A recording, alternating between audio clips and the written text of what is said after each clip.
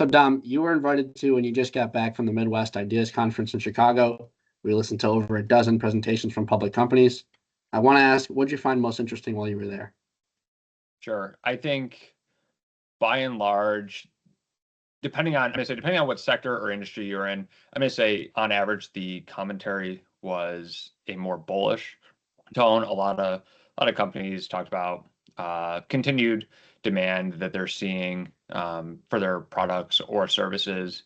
A couple of the companies that I met with, some are in the home building industry, just based on what's going on with interest rates. They were on the more cautious side, and then anything more related to tech or innovation, unsurprisingly, was on the more bullish, very excited about what is unfolding in their space. And then obviously you've got everything in between. So, were there any companies that you'll want to do some more research into after hearing from? Yeah. So there's a couple.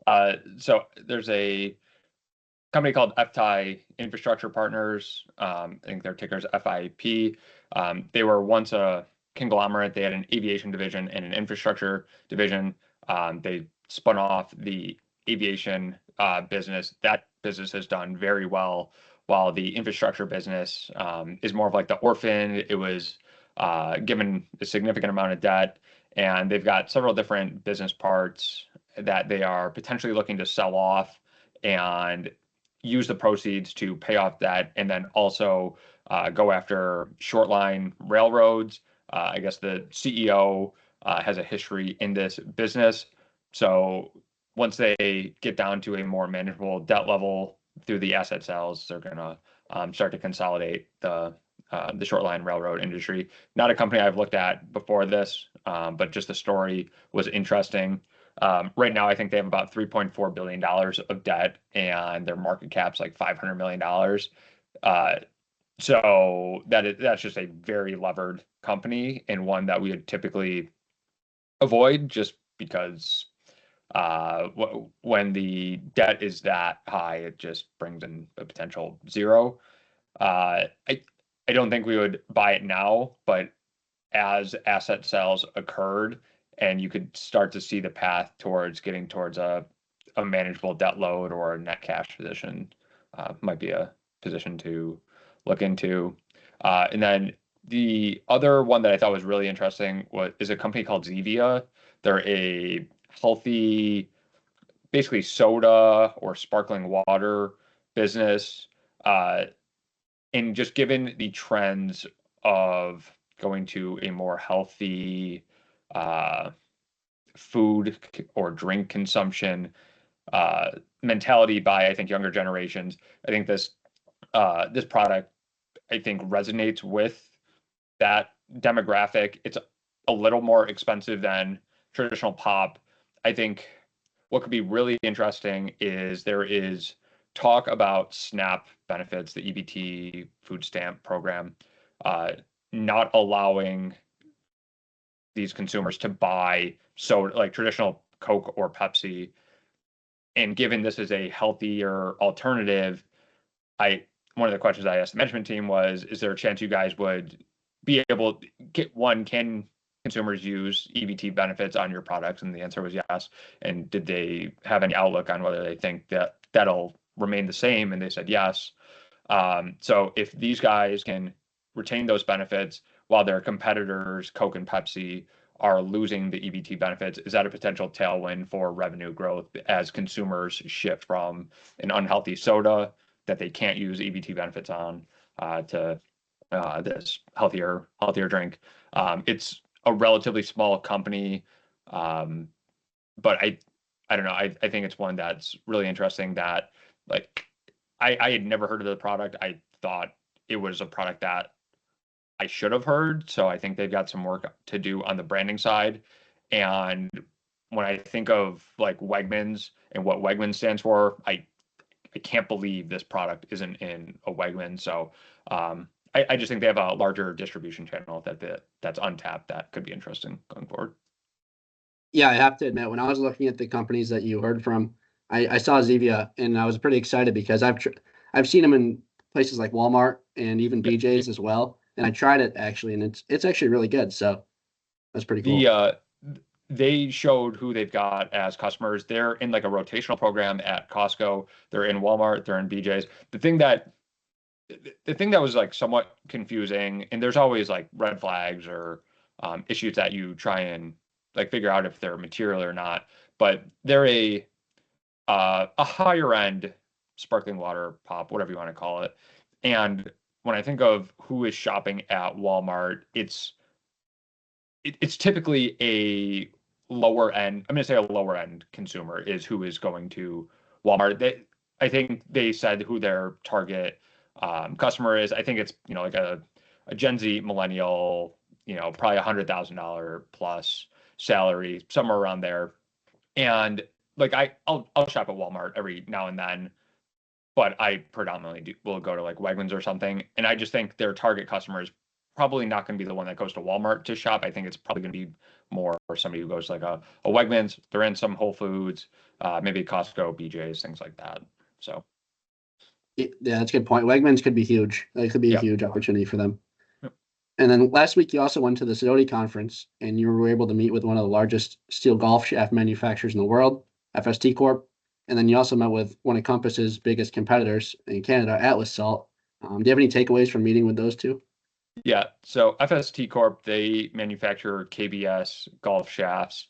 They're a tiny company. I think they're a $50 million, $50 or $150 million market cap today.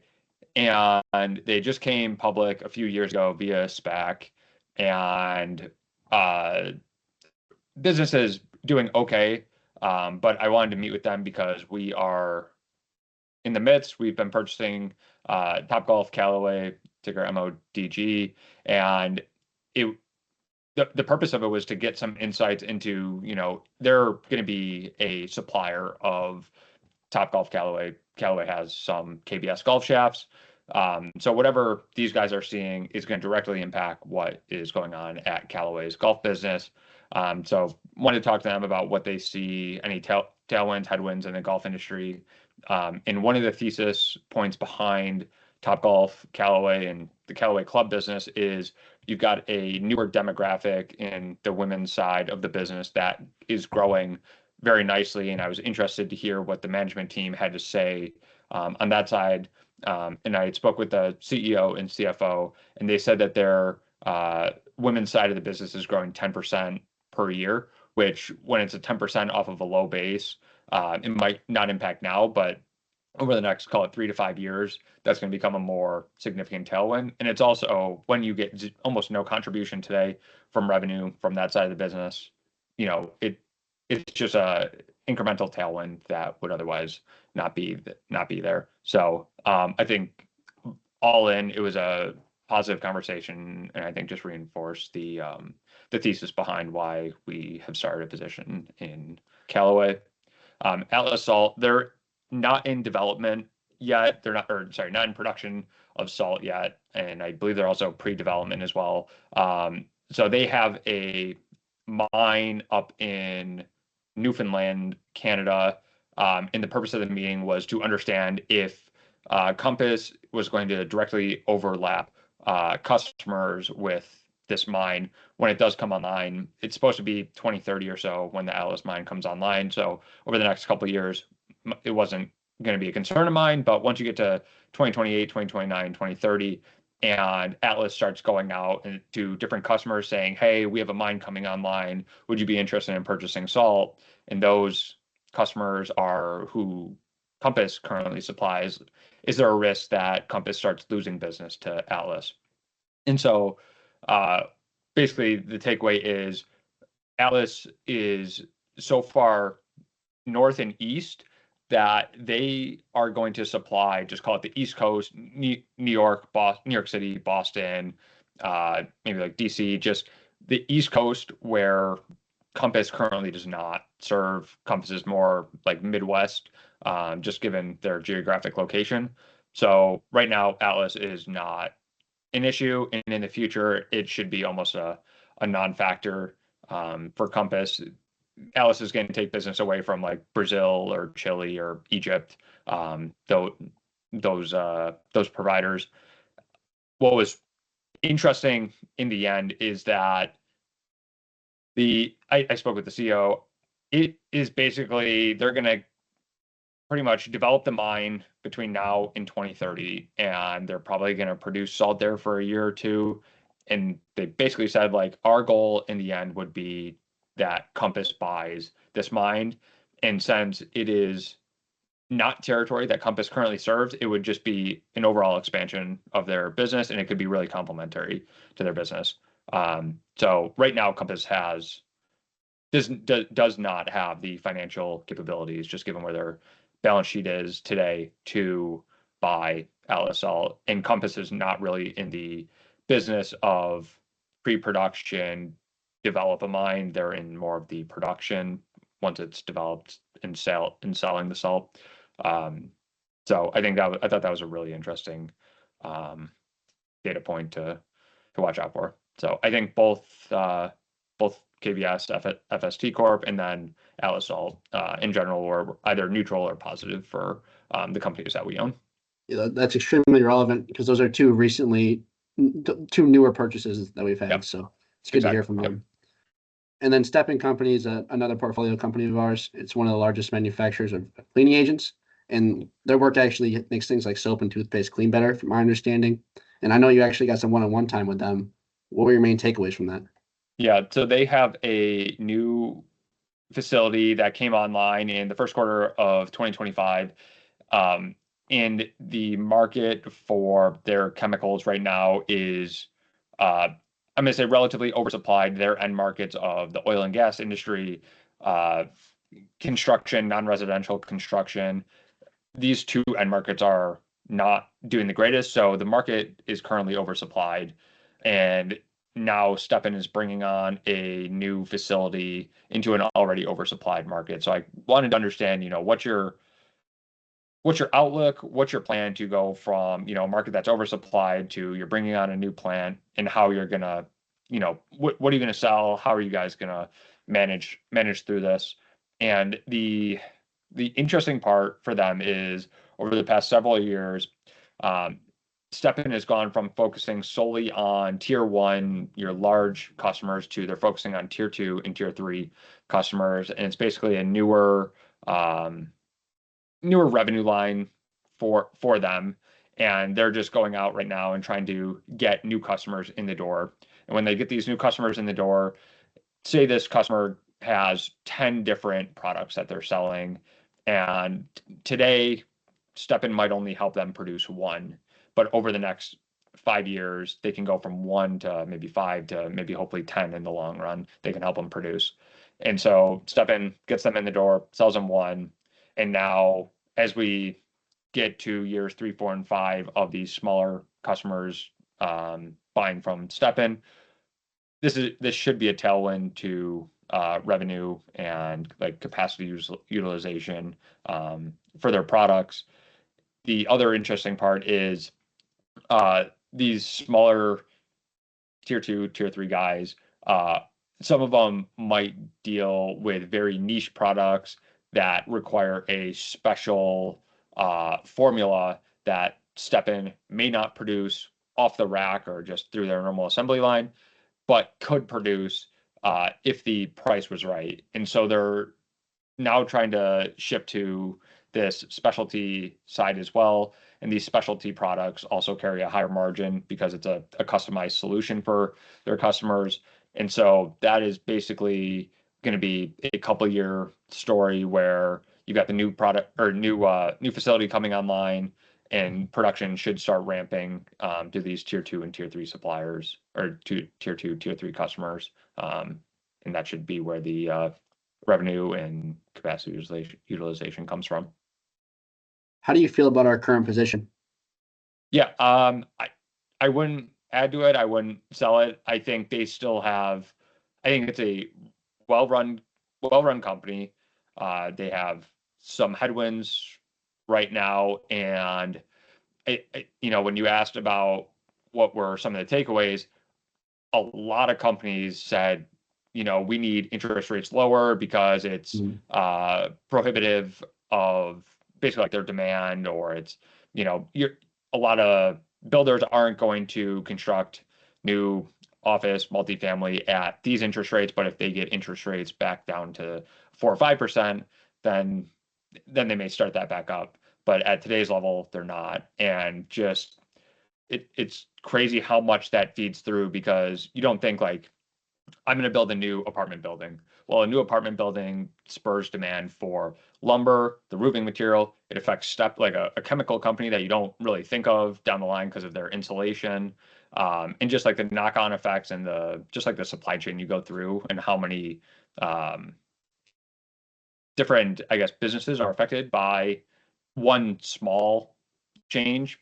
I don't know. I think interest rates were one of the main like negatives that came out of it. And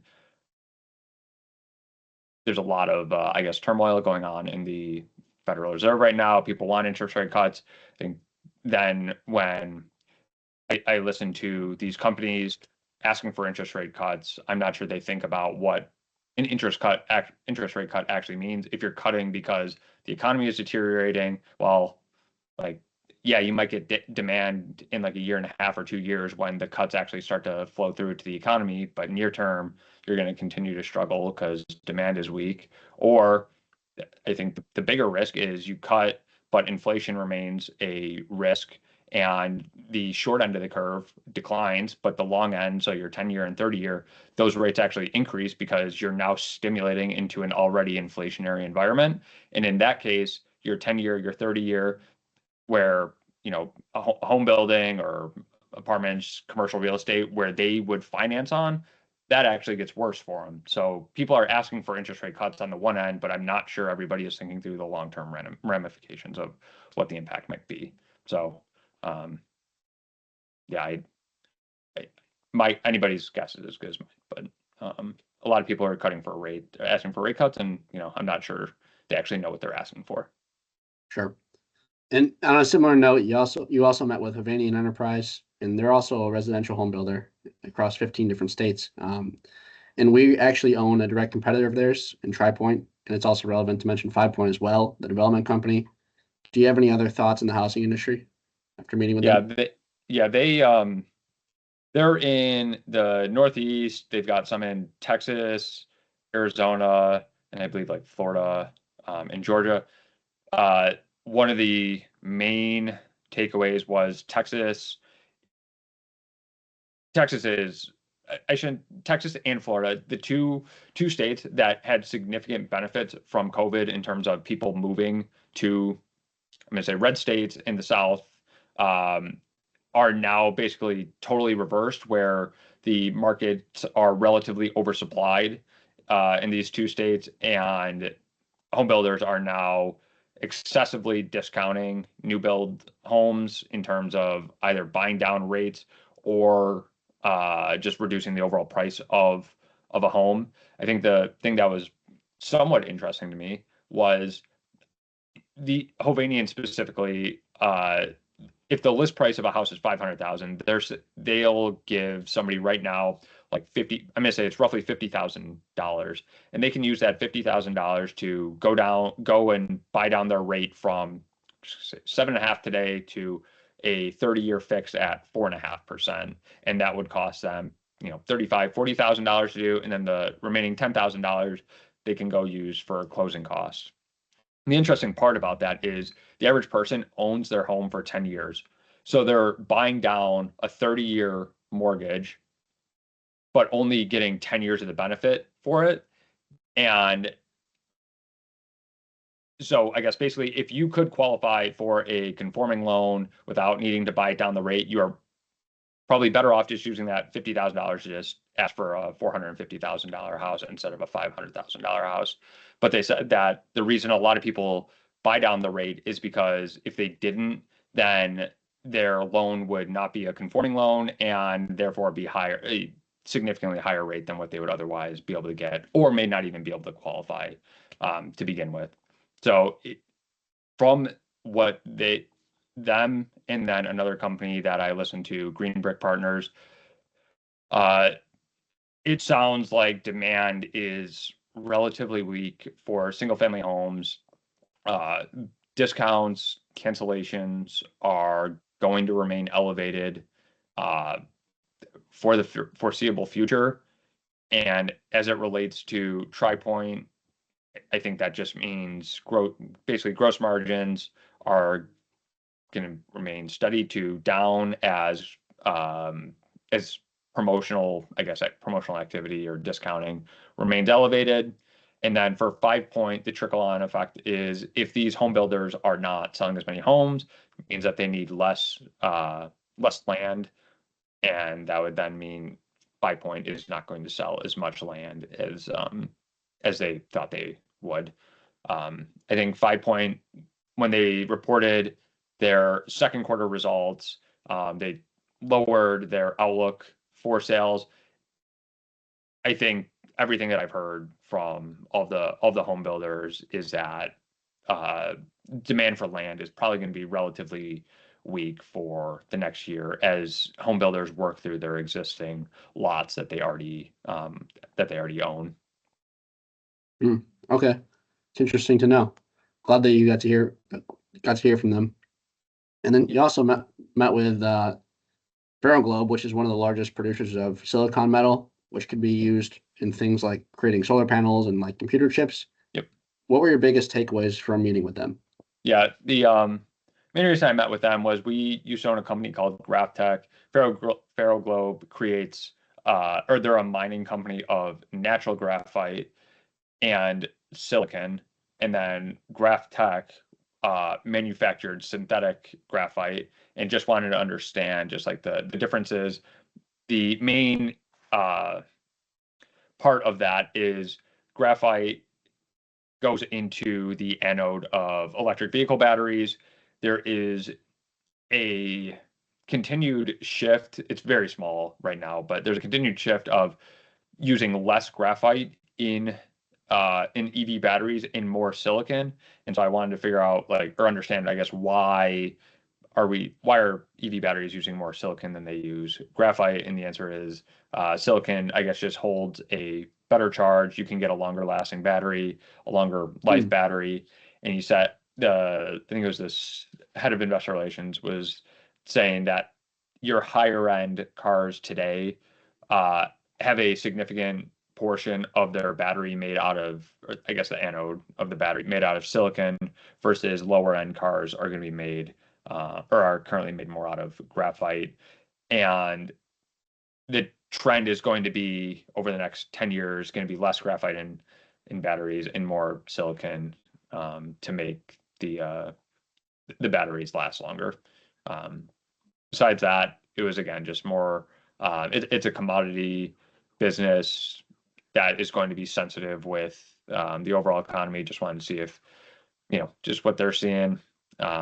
In general, demand for them remained healthy. And the other thing that they said just on the EV side is just like the adoption rate people were looking at 5 years ago, they thought was just going to grow significantly between 2020 and 2030. And we hit like a bit of a stalling point. I'm not sure if it's 10% today or 20% of all cars are EVs, but we're just not seeing this exponential or significant growth curve that I think people thought. Yeah, and Dom, you had such a busy week last week, and you were able to just hear from so many different companies. Are there any other things that we didn't talk about today that you want to hit on? Yeah, I think one of the things that I've become more cognizant of is when you meet with a management team that is $1 billion, I'm just saying on average $1 billion or less, their ability to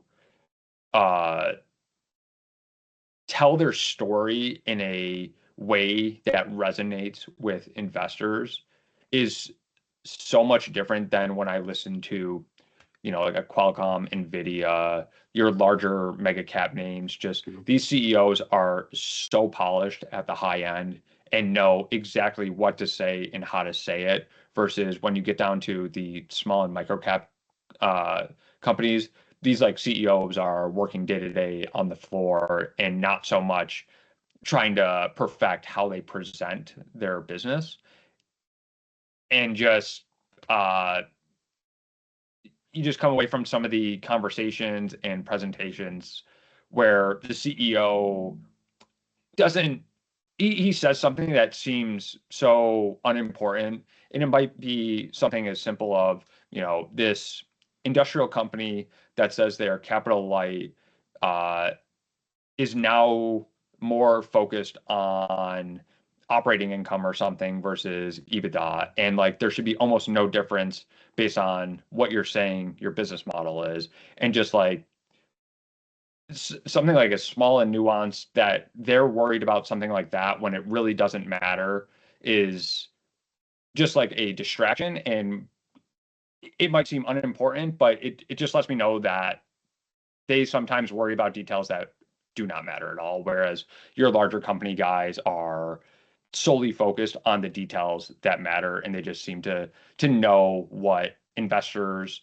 want to hear. Interesting.